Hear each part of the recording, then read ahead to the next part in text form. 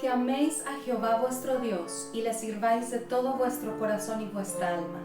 Josué 22:5. Cantemos el himno 541 de nuestros himnarios majestuosos, Corazón de Siervo.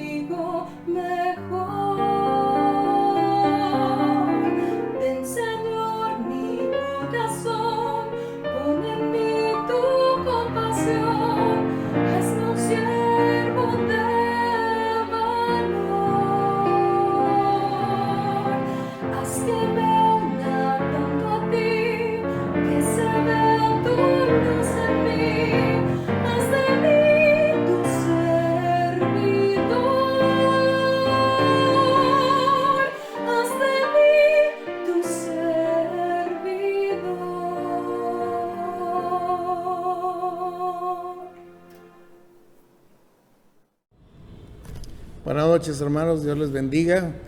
Saludos a todos los hermanos conectados, a los que están conectados de otra ciudad, de otro estado del país, de otro país inclusive. Nos da mucho gusto poder llegar a Texas, a Canadá, a algunos países de Centro y Sudamérica también, de hermanos que conocemos y que se conectan por Facebook y nos hacen llegar sus mensajes. Dios les bendiga grandemente. Este es el culto vespertino de la Primera Iglesia Bautista de Monterrey. Yo soy el pastor Samuel Pacot y el tema que hoy vamos a ver son los derechos de un siervo. Dios tiene siervos, obreros, pastores, misioneros, plantadores de iglesias, ministros, y Dios los llama y los envía. Y cuando los envía, dice, el obrero es digno de su sustento y para que se dedique plenamente al trabajo de la obra del Señor. Y vale la pena que la iglesia conozca estos derechos, conozca esta obligación que la iglesia tiene para con sus siervos, para que no pequemos de descuido, porque a veces lo hacemos y ha pasado en muchas ocasiones. Esta meditación está basada en la primera carta a los Corintios, el capítulo 9, versículos del 1 al 14, que les invito a leer conmigo o escúchenlo con mucha atención. Primera carta a Corintios 9, del 1 al 14. No soy apóstol, dice Pablo, no soy libre, no he visto a Jesús el Señor nuestro.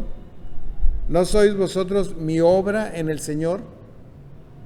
Si para otros no soy apóstol, para ustedes ciertamente lo soy, porque el sello de mi apostolado son ustedes en el Señor.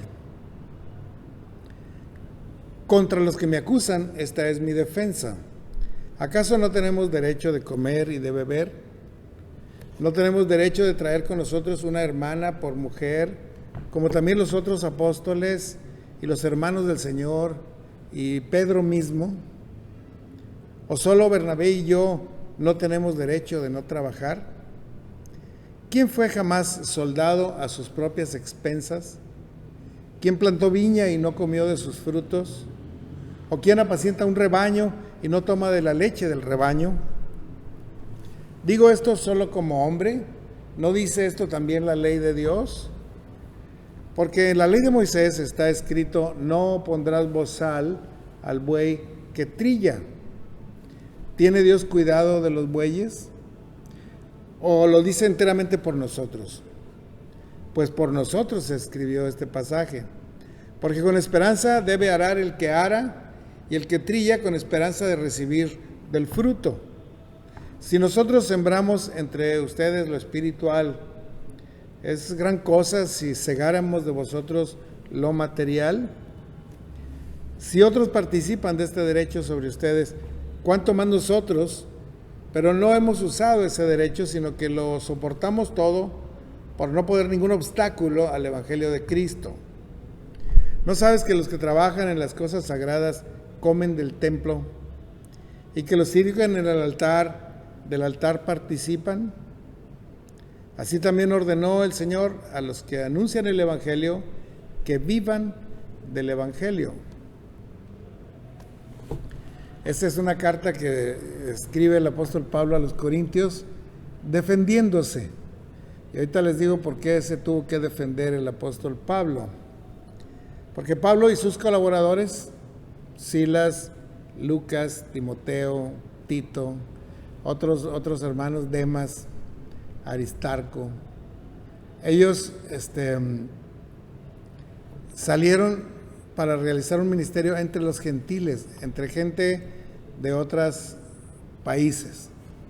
Empezaron en Siria, que Antioquía era de Siria, no era una ciudad de Israel, era de Siria, Antioquía, y de ahí se fueron a Chipro y luego se fueron por todo el Asia Menor, llegaron a Macedonia, descendieron hasta Acaya, que todo esto es ya Grecia, Turquía, otros países. Y sin embargo, en esos lugares había judíos expatriados a los cuales iban a visitar primero. Y una vez que daban el testimonio a los judíos expatriados, también lo hacían a los gentiles, a los griegos, a otras naciones que se encontraban. Pero Pablo y sus amigos no fueron tan conocidos en Jerusalén ni por los judíos cristianos. Ellos se acordaban de Pablo como un perseguidor de la iglesia, como alguien del cual había que esconderse, ¿no? Y estaban seguros de que no había andado con Jesús, que probablemente no lo conoció personalmente. Y entonces ellos pensaban, pues él no es apóstol, ¿no? Apóstoles son los 12 discípulos, que lo vieron en persona, que lo vieron resucitado. Pero Pablo no andaba con el Señor Jesús, no lo conoció, no lo vio resucitado, no lo conocemos nosotros. ¿Quién sabe qué andará enseñando Pablo?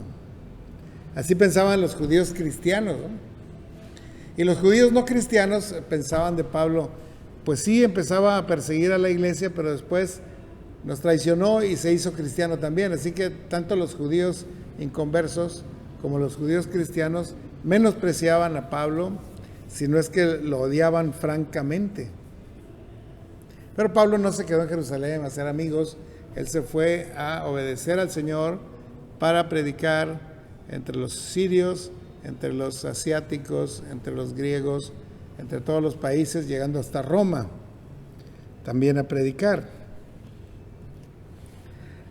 Pero los judíos que estaban en Jerusalén y los judaizantes, que le llaman así a los cristianos que todavía confiaban en la ley para ser salvos, ellos se llaman judaizantes, ellos sí salieron también de Jerusalén por la persecución, por la destrucción de Jerusalén que vino después, y se fueron por esos países donde Pablo había predicado. Y llegaban a las iglesias que Pablo había fundado y empezaban a desprestigiar a Pablo. Es decir, Pablo, discúlpeme, pero no es ni apóstol. Él ni conoció al Señor, ni era amigo de los apóstoles, ni nada, y quién sabe qué anda enseñando. Ustedes lo que van a hacer es circuncidarse y cumplir la ley, porque es la ley de Dios que no puede ser abrogada. Así que en esta actitud habían estado atacando el ministerio de Pablo, Y sí lograban que algunos, como los Gálatas o como los Corintios, se regresaran al judaísmo y que empezaran a desconfiar de Pablo. Y en Corinto en particular, que es la carta que estamos viendo, algunos decían, pues yo sigo siendo de Pablo, porque Pablo fue el que me alcanzó, el que me discipuló, y yo soy de Pablo. Y otros decían, no, yo soy de Apolos, porque Apolos predicó después de Pablo. Y otros decían, no, yo soy de Pedro, porque yo vengo de Jerusalén y el que me doctrinó a mí fue Pedro. Y así había grupos en esa iglesia, desprestigiando a Pablo, pero el hecho de que se desprestigiara a Pablo no era tan grave como el hecho de que se desprestigiara el Evangelio de la Gracia, porque Pablo fue un predicador de la gracia y los judaizantes eran predicadores de la ley. Y la ley tiene quien la predique, ¿no? Todos los fariseos, todos los saduceos, todos los escribas, todos los ancianos de la ley predicaban la ley. Pero la gracia solamente lo predicaba Pablo y los apóstoles del Señor Jesucristo. Así que la predicación de ellos era contraria a la de Pablo y no dudaban en desprestigiarlo. Y una vez que se generó esa división en la iglesia de Corinto, Pablo se enteró y mandó una carta y después otra para defender su ministerio, para defender el Evangelio de la Gracia. Y en esta defensa de su apostolado también defiende a los siervos de Dios que él representa, porque él no fue el único enviado por Dios, ¿no? El Señor envió a sus discípulos y después a otros y sigue enviando hasta hoy obreros a la mies. Y esos obreros también deben ser defendidos, porque un obrero pues no lo mantiene el gobierno, ninguna empresa le ayuda, los bancos no le dan préstamo, la gente no lo quiere, y Dios usa a la iglesia para dar apoyo económico a los siervos de Dios. Así ha sido en toda la historia. La iglesia de Jesucristo debe hacerse cargo del sostenimiento económico de los siervos de Dios. Veamos el sello del apostolado, porque Pablo tenía un sello que lo distinguía como apóstol de Jesucristo. Y les voy a decir varias características de Pablo que lo identifican como apóstol. Primero, sí fue un testigo ocular de Cristo Jesús, porque él lo vio camino a Damasco y por poco pierde la vista por haberlo visto ahí. La luz de Cristo lo cegó. Estuvo 3 días sin poder ver nada porque la luz de Cristo fue muy intensa. Y habló con el Señor Jesús. Y el Señor Jesús lo llevó al tercer cielo. Así que sí fue un testigo ocular de Jesucristo y resucitado. Porque no lo conoció antes, sino lo conoció después de la resurrección. También se puede decir que es apóstol porque él fue enviado a un ministerio especial. Apóstol quiere decir enviado. Y Pablo fue enviado a los gentiles. Así que es apóstol porque conoció al Señor Jesús ocularmente y porque fue enviado a un ministerio especial. También un apóstol es alguien que lleva un mensaje fiel de la palabra de Dios. Y Pablo llevaba un mensaje fiel de la cristología, de la fe, de la gracia, de la justificación, de la santificación, y toda la doctrina la entendemos mejor por Pablo que por los evangelios o por otros libros de la Biblia. El mensaje más fiel tal vez son las cartas de Pablo en la Biblia. Así que sin duda era un apóstol. Vio al Señor Jesús, fue enviado a un ministerio especial y fue un mensajero fiel de la palabra de Dios y su doctrina. Otra cualidad por la cual sabemos que fue un apóstol del Señor, y él mismo se identifica en algunas de las cartas cuando dice Pablo, apóstol de Jesucristo, es que él operaba milagros en el nombre del Señor y alcanzó a mucha gente. Esas dos cualidades las tiene un enviado de Dios. Si alguien gana almas, es un enviado de Dios. Si alguien puede hacer un milagro, es un enviado de Dios. Y Pablo hizo todas estas cosas. Tenía todas las características de un apóstol, pero él no se refirió a esas cualidades cuando dijo yo soy apóstol de Jesucristo. Dijo, el sello de mi apostolado son ustedes, los corintios mismos, porque es la iglesia a la cual él destinó más tiempo, a la cual él discipuló, doctrinó, bautizó, organizó y dejó funcionando.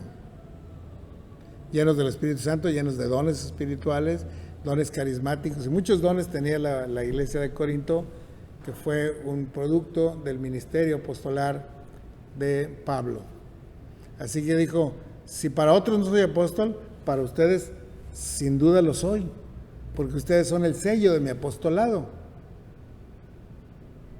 Así que todas las cualidades y el sello los tenía el apóstol Pablo.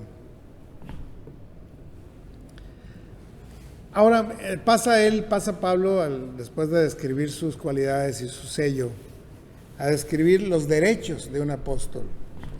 Porque un apóstol es una persona muy distinta a cualquier otro tipo de persona, incluso a cualquier otro tipo de cristiano. Tiene que viajar mucho, tiene que esforzarse, tiene que andar solo, tiene que padecer persecuciones, tiene que padecer oposición muy fuerte y padecer soledad en muchas de las veces. Así que, dice Pablo, para que el evangelio les llegue a ustedes nítido, yo renuncié a muchos de los derechos de apóstol. Por ejemplo, no quise traer a una esposa conmigo a fin de servirles tiempo completo a ustedes. No quise aceptar ayuda económica de ustedes para que no pensaran que yo era un vivo que quería ganar dinero. Yo vine a darles gratuitamente el evangelio de Jesús. Y para poder sobrevivir, yo trabajaba con mis compañeros, hacíamos tiendas de campaña, redes y las vendíamos, y tenían ellos entonces un ingreso con que vivir. Había renunciado a su ingreso material, había renunciado a tener una familia, había renunciado a tener la ayuda idónea de una mujer consigo mismo. Llevaba una vida célibe, pero no es un mandamiento del Señor que los apóstoles, los profetas, los pastores, los misioneros sean célibes. Al contrario, cuando el Señor dice a alguien apetece obispado, quiere ser pastor, buena obra desea, pero es necesario que el pastor sea un hombre casado con una sola mujer y tenga a sus hijos en sujeción, porque la vida familiar es un ejemplo poderoso en la obra de Dios. Pablo más bien renunció por la conveniencia de poder moverse y enfrentar la persecución, y si moría pues no le iba a hacer falta a ningún familiar, él iba a entregar su vida al servicio del Señor. Llevaba una vida célibe, no recibía apoyo económico, trabajaba con sus manos para sobrevivir, para pagar sus viáticos.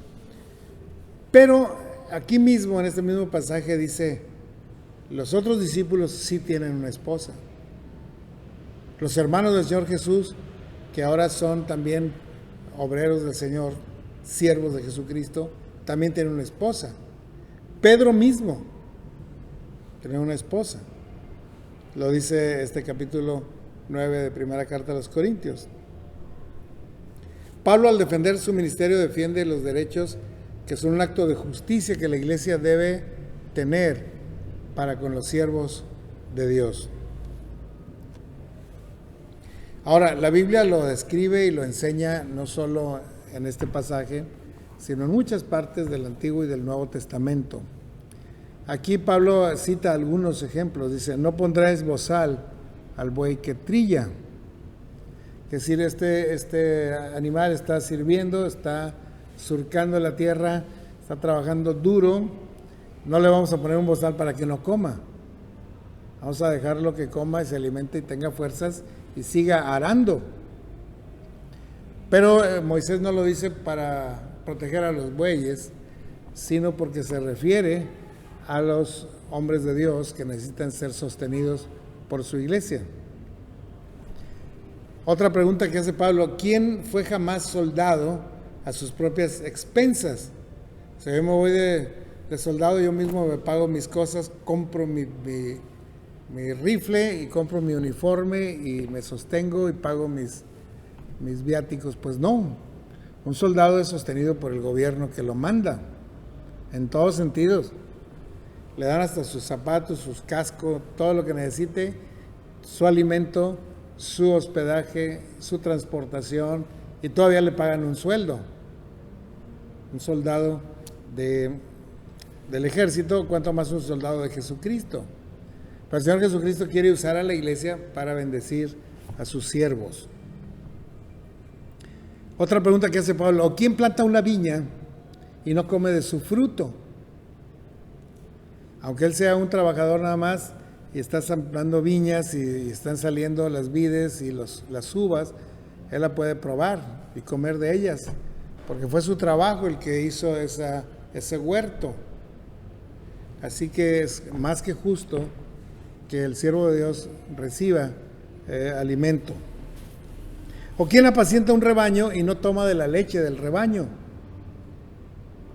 Es importante que el siervo participe de eso, lo merece, lo necesita, es justo, y así es en la esfera espiritual también. Porque con esperanza debe arar el que ara, y el que trilla con esperanza de recibir del fruto de lo que está trillando. Si alguien está sembrando en ustedes lo espiritual, ¿no será justo que coseche lo material también? Así es. Fíjense que la iglesia tiene ese privilegio. Hay ejemplos más grandes, como la tribu de Leví, que se dedicaba a ministrar en el templo, en el tabernáculo, en el templo, y ellos no recibían heredad, no podían trabajar la tierra, no podían tener ganancias ni negocios porque no producían ningún fruto, pero ellos recibían los diezmos de todo y las ofrendas de paz, y comían de eso y vivían de eso. Los que trabajaban en el templo vivían del templo. Así que no es algo extraño. Es algo saludable y justo y bendecido que nosotros sostengamos a los siervos de Dios. Una aplicación a nuestros días. Acabamos de nombrar a nuestros ministros, y muchos de estos ministros ahora son pastores pastores llamados por Dios toda la vida. Así que es importante que nosotros consideremos apoyarlos económicamente. Cada día el Señor nos está encomendando nuevos ministerios dentro y fuera de la iglesia, porque ya tenemos como 10 centros de predicación donde van a ir familias de nuestra iglesia a trabajar, y lo están haciendo muy bien. Pero un día vamos a necesitar a un misionero que concrete, que plante la iglesia, que la organice y que la cuide.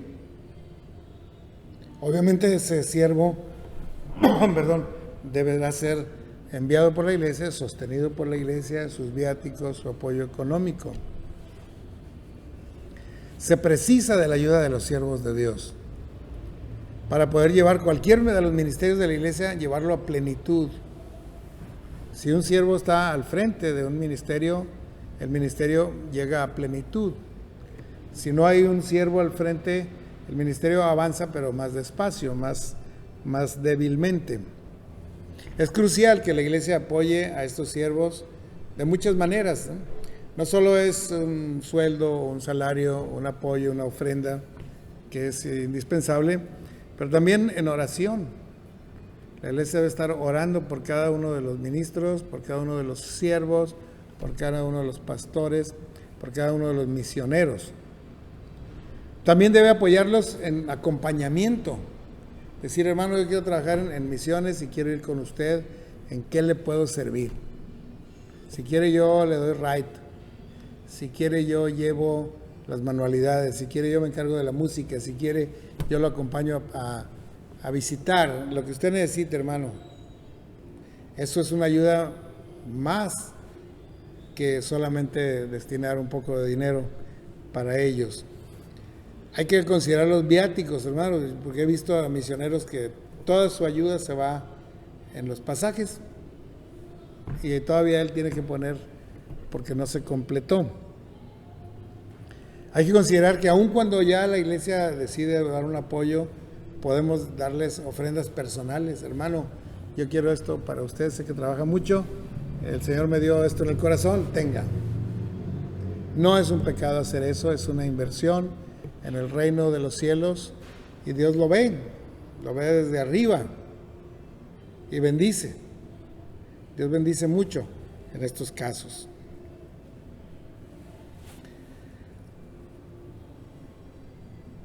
Dios bendecirá a nuestra iglesia, hermanos.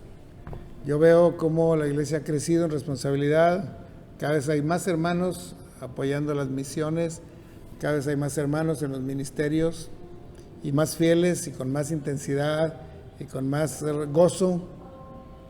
Y yo sé que el Señor estará trayendo también más obreros y estará llamando obreros de entre nuestros jóvenes, de nuestros hermanos, para que se dediquen más tiempo completo. Estaremos muy pronto reanudando la actividad de nuestro seminario. Somos un campus, tenemos un aula virtual para llevar estudios teológicos, y yo sé que el Señor llamará a muchos jóvenes y muchos hermanos y hermanas de nuestra iglesia. Y debemos aprender a respaldar a esos siervos de Dios.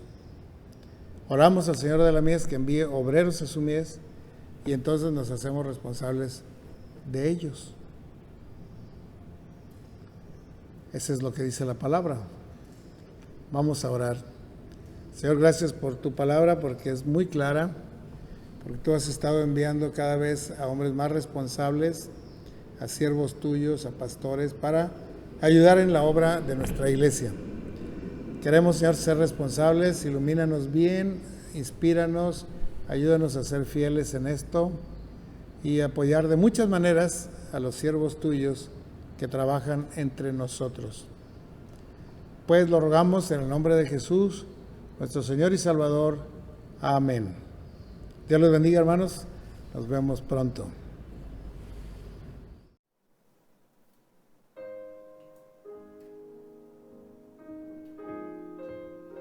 Servid a Jehová con alegría, venid ante su presencia con